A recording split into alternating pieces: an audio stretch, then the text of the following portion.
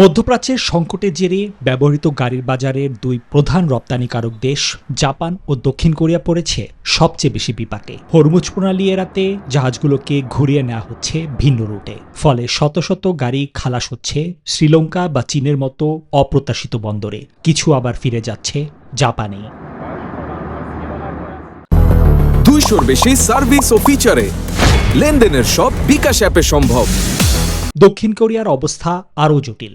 বছরের সবচেয়ে ব্যস্ত মৌসুমেই রপ্তানি প্রায় বন্ধ।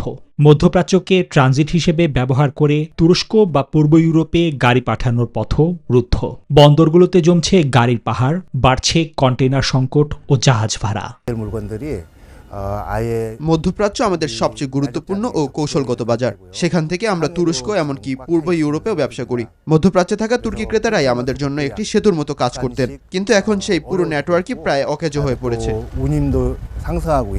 এই অচলাবস্থায় রপ্তানিকারকরা পড়েছেন তীব্র নগদ টাকার সংকটে। ক্রেতাদের কাছ থেকে যেমন অগ্রিম আসছে না, তেমনি আটকা পড়েছে বিক্রির টাকাও। সংকট দীর্ঘায়িত হলে বাড়তে থাকা তেল ও জাহাজ ভাড়ার চাপে এই শিল্প আরও বড় ক্ষতির মুখে পড়বে বলে করা হচ্ছে আশঙ্কা। নিবির আমিন, নিউজ 24।